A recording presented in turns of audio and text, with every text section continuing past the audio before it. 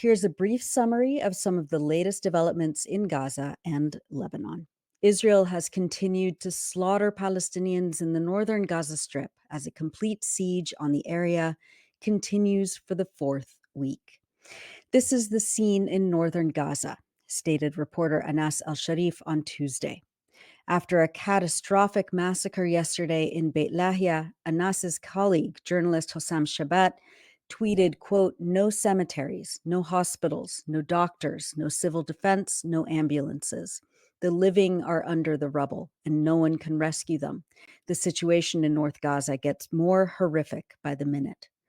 At least 109 Palestinians were killed in the airstrike that completely destroyed a 5-story building sheltering displaced families in Beit Lahia. The Gaza government media office reported that, quote, "the occupation army knew that this residential building contained dozens of displaced civilians, and that the majority of them were children and women who were displaced from their civilian residential neighborhoods."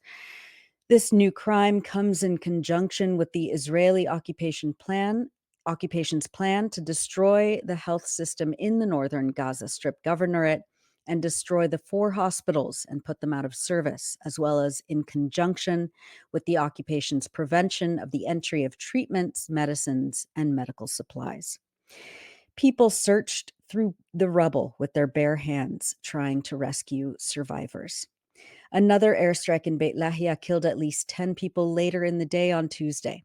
According to reporters, many of the people sheltering in Beit Lahia were displaced from nearby Jabalia, which has been under heavy siege and brutal attacks over the last several weeks. Early on Tuesday morning, Israeli forces burned the United Nations 𝐓𝐴𝐻𝐿 school in Jabalia camp north of the Gaza Strip. Last Thursday, October 24th, Gaza's Civil Defense Corps reported that the Israeli military carried out a major massacre in the Jabalia refugee camp in northern Gaza, destroying at least 10 residential buildings. According to local news agencies, approximately 150 people were killed or injured in that attack. Journalist Anas al-Sharif reported that because of the complete destruction of medical services in northern Gaza, quote, "anyone who is injured will be martyred. Jabalia camp is being exterminated on the heads of its residents." The next day, journalists reported that the Israeli army stormed Kamal Adwan hospital, kidnapping medical personnel and patients. The soldiers rampaged through the hospital, destroying equipment and personal belongings while laying siege to the building itself. Euromed Human Rights Monitor stated that, quote, "in addition to separating the men from the women and children, the occupation forces began questioning, abusing, and assaulting anyone over the age of 13, including medical personnel." The Israeli army bombed the hospital's oxygen station, threatening the lives of the 15 patients in the intensive care unit, including children. There is also preliminary information that several children have already died from the oxygen shortage. Communication is completely cut off within the hospital in light of the danger to everyone's lives. The hospital was stormed just hours after the arrival of an international delegation carrying a limited amount of medicine and fuel supplies. The young son of the hospital's director, Hossam Abu Safia, was killed inside the hospital by Israeli tank shelling that day. Here's a video of Dr. Abu Safia and his colleagues in the courtyard of the hospital performing burial rites for his son, Ibrahim. Allahu Akbar.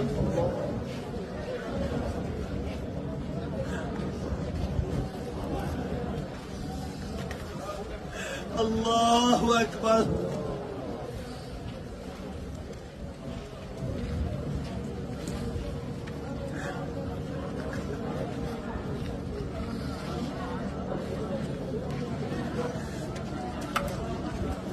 السلام عليكم ورحمة الله.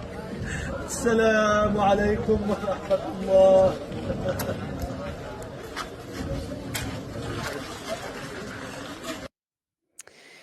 Dr. Abu Safia said that after the Israeli army's withdrawal from the hospital, more than 30 of his colleagues were taken or arrested, leaving just him and a colleague, a pediatrician, to care for nearly 150 patients, some of them in need of surgeries that he or his colleague cannot perform. Speaking to Al Jazeera, Dr. Abu Safia said on Saturday that, quote, "We have lost everything in this hospital, even our children. Everything we have built, they have burned. They burned our hearts. They killed my son. My son was killed because we are carrying a humanitarian message. Our children are being killed. I buried my son beside the hospital wall." On Tuesday, Dr. Abu Safia again spoke to Al Jazeera in the aftermath of the Israeli siege on the hospital. He said, quote, "The Kamal Adwan hospital and the entire vicinity is a war zone. The hospital is left with no resources, no medical supplies, and no medical staff," he said. "We appeal to the entire world to have a safe humanitarian passage opened immediately and without any delay. We need specialized medical staff in all major disciplines to be allowed in," the doctor said, adding, quote, "I received a wounded child who is in dire need of abdominal surgery to stop his internal bleeding before he loses his life. Many children have their bones sticking out of their bodies, requiring urgent orthopedic surgeries. Many are suffering from brain injuries and require delicate procedures." On October 24th, Ash-Shuhada school in Nuseirat camp was hit and a fire reportedly broke out, according to the government media office. 17 Palestinians were killed, including 9 children, and more than 50 others were injured. On October 26th, Israel committed a massacre in Beit Lahia.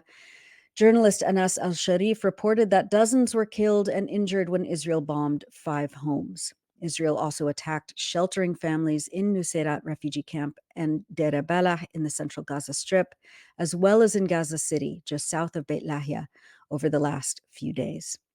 On Monday, the Wafa news agency reported that 3 Palestinians, including a child, were killed by Israeli bombs in the Burej and Maghazi refugee camps in central Gaza. According to local reporters, the child in Maghazi was shot by an Israeli drone. Israel attacked Deir Balah and Khan Yunis early this morning, bombing tents sheltering displaced people. Israel's mass forced expulsion of Palestinians, attacks against hospitals and medical workers, and the magnitude of destruction in northern Gaza is, quote, "an unforgivable, relentless campaign against a population who do not have another choice," according to the emergency coordinator for Médecins Sans Frontières, Doctors Without Borders, this week. Last week, the Palestinian Civil Defense Corps announced that they were forced to completely stop their operations in the north of Gaza due to Israel's nonstop massacres and targeting of firefighting and search and rescue vehicles. According to the civil defense, along with the complete siege of all 3 hospitals in the northern area, 5 of their members were arrested by Israeli soldiers and abducted to an unknown location. Israeli tanks, they added, shelled and destroyed destroyed the only remaining fire truck. And 3 of their members in Beit Lahia were targeted by an Israeli drone. Following the storming and rampant destruction of Kamal Adwan Hospital earlier this week, as I reported, the Palestinian Ministry of Health in Gaza stated, quote, "We do not understand how the world allows itself to stand by and watch the most heinous genocide and the most widespread systematic operation to destroy the health system and kill and arrest patients and medical staff without doing anything." The United Nations said this week that, quote, "children in Gaza are not only dying from bombs, bullets, and shells, but also because those who survive are prevented from leaving Gaza to receive life-saving care." According to UNICEF, only 127 children in critical condition have been allowed to leave the Strip since May. Joyce Msuya, the acting Undersecretary General for Humanitarian Affairs and the Emergency Relief Coordinator for the United Nations, stated over the weekend, quote, "What Israeli forces are doing in besieged North Gaza cannot be allowed to continue. Hospitals have been hit and health workers have been detained. Shelters have been emptied and burned down. First responders have been prevented from saving people from under the rubble. Families have been separated, and men and boys are being taken away by the truckload. Hundreds of Palestinians have reportedly been killed. Tens of thousands have been forced to flee yet again. The entire population of North Gaza is at risk of dying, Msuya said. Similar statements were made by the UN's human rights chief, Volker Turk, who said that the darkest days of the, quote, Gaza conflict are unfolding. The UN Human Rights Office said it was, quote, appalled by the attacks in Beit Lahia and called for a, quote, prompt, transparent, and detailed investigation into the circumstances of the strike and responsibilities for it. Meanwhile, the spokesperson for the U.S. State Department and custodian of Israeli war crimes, Matthew Miller, called it a, quote, horrifying incident with a horrifying result, but of course insisted Washington had contacted Israeli officials and, quote, made clear we want to know exactly what happened, how you could have a result that produces, according to reports, dozens of children dead, and we don't yet know the answer to that question. Israel has killed 5 more journalists this week in Gaza, bringing the number of media workers killed since October 2023 to more than 180, according to the government media office. Syed Radwan from the local Al-Aqsa TV, Hamza Abu Salmiya from the Sanad news agency, and Haneen Baroud, who worked for Al-Quds Foundation, were killed in Israeli airstrikes. In separate attacks, Nadia Imad Al-Sayed, a media professional, producer, and presenter with radio stations and media outlets, and Abdul Rahman Samir Al-Tanani, who worked with Zaman and Sawat Al-Shab radio stations, were also killed, the Gaza government media office stated. This week, the Israeli parliament passed bills to ban the United Nations Agency for Palestine Refugees, the latest in a series of measures aimed at debilitating and destroying the agency over the last year. UNRWA, which supports Palestine refugees in Gaza and the occupied West Bank, including occupied East Jerusalem, as well as in Lebanon and Syria, provides education, healthcare, social services, and emergency relief to people who have been expelled from their original land and villages in historic Palestine for the last 76 years and counting. Philippe Lazzarini, the head of the agency, admonished the Israeli government's move to ban UNRWA and said that it sets a dangerous precedent in that it opposes the UN Charter and violates Israel's obligations under international law. Lazzarini said, quote, these bills will only deepen the suffering of Palestinians, especially in Gaza, where people have been going through more than a year of sheer hell. It will deprive over 650,000 girls and boys there from education, putting at risk an entire generation of children. These bills increase the suffering of the Palestinians and are nothing less than collective punishment, he said. Putting an end to UNRWA and its services will not strip the Palestinians from their refugee status. That status is protected by another UN General Assembly resolution until a fair and lasting solution is found to the plight of the Palestinians. The Secretary General of Amnesty International stated on Tuesday, quote, this unconscionable law is an outright attack on the rights of Palestinian refugees. It is clearly designed to make it impossible for the agency to operate in the occupied Palestinian territory by forcing the closure of the UNRWA headquarters in East Jerusalem and ending visas for its staff. It amounts to the criminalization of humanitarian aid and will worsen an already catastrophic humanitarian crisis. Of course, since the agency's inception a year after the Nakba in 1949, there has always been one very simple alternative to UNRWA, and that would be forcing Israel to end its colonial project and let the millions of Palestinian refugees return home.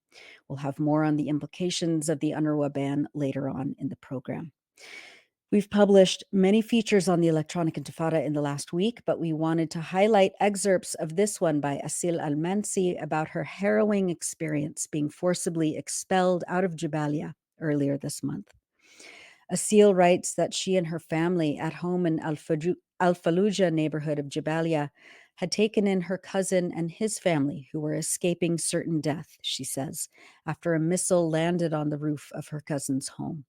They stayed away from windows because, quote, there was shrapnel and bullets flying everywhere. We all stayed in one room, stuck together, and prayed for safety. In our house, we were 25, including my family and our displaced relatives. None of us dared even step outside at this point, she writes. Asil explains that on October 9th, helicopter gunships and quadcopters rained down bullets on rooftops, destroying water tanks. The next morning, they saw their neighbors on the move, and the family decided to leave their house too. Asil talks about her beloved cat, Falful, quote, who had moved with us from the very first days of the war and accompanied us through every stage of our journey. Falful held a special place in my father's heart, perhaps even more than the rest of us. The morning of October 18th unfolded as normally as any during genocide. We woke up, baked bread, prepared breakfast, and performed Friday prayers together. At 2 p.m., everything suddenly went black. I couldn't see, hear, or speak. Around me was just dense blackness. Sand and dust blurred my vision. I could barely see. I had a terrifying thought that I was the only survivor because I couldn't hear anyone else. Gradually, sounds returned. I felt rubble beneath my feet. I stumbled forward until I heard my mother's voice. Osama recited the Shahada. I bear witness that there is no God but God, and Muhammad is his prophet. We all repeated after him, feeling that death was at our door. Slowly, the darkness lifted, and we began to see the devastation around us. In the living room, we found my father unconscious. We screamed. My mother checked him, fearing the worst, but suddenly he opened his eyes and assured us that he was fine. But he was injured. His right leg was torn, bleeding profusely with bone showing. We shouted for help, and our neighbors rushed over to carry him on a rug from the living room to the door to wait for an ambulance. Osama and Karam carried him outside, both barefoot, stepping on rubble, broken furniture, glass, and shrapnel. My mother followed, shocked and bareheaded. My sisters and I were left behind, wondering what to do. We knew we had to leave, so we packed what was left of our belongings and kept looking for Falful. From the moment of the bombing, I had searched for Falful. We couldn't find him. Carrying our bags, we left the destroyed house in tears, worrying for our wounded father and mourning his missing cat. Falful, his loyal companion, would wait for my father by the door even when he was late and only ever wanted to sleep by his side. Falful would even jump on my father when he came home with his favorite treats and refused to let anyone else bathe him. At the end of the piece, Asil writes, quote, my father, Osama, and Karam are still besieged at Al-Awda Hospital in Jabalia. My father's wound has reopened and he is in desperate need of surgery.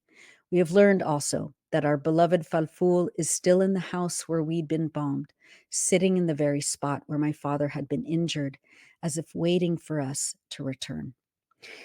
That's from Asil Al-Mansi's feature, Escaping Jabalia, on electronicintifada.net.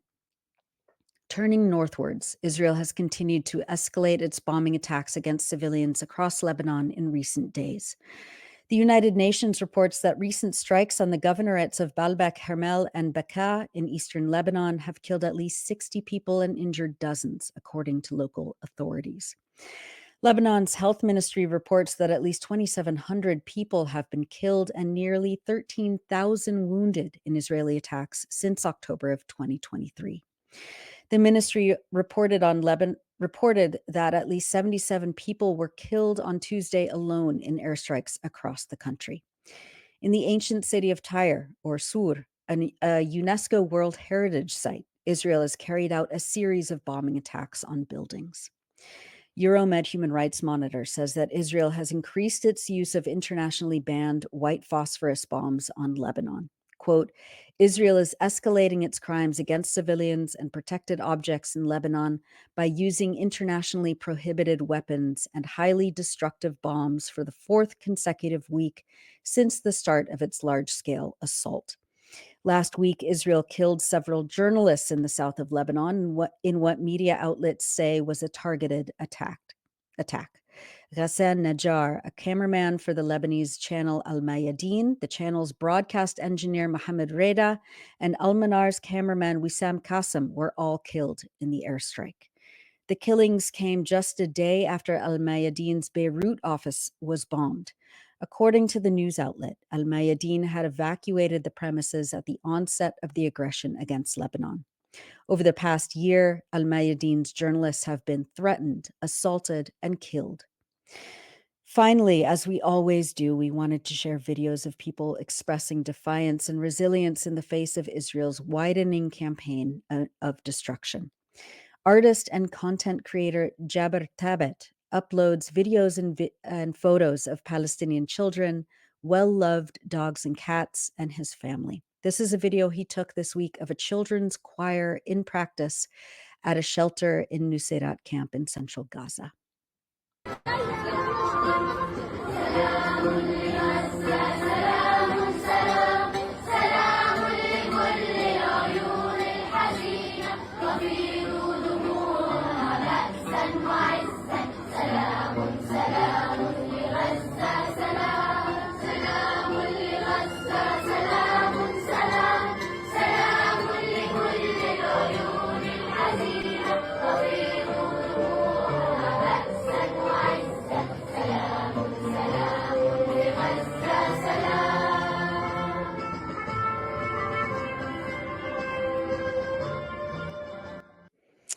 And that's it for the news roundup. As always, go to electronicintifada.net for much more, especially to read our new features by our brave writers in Gaza.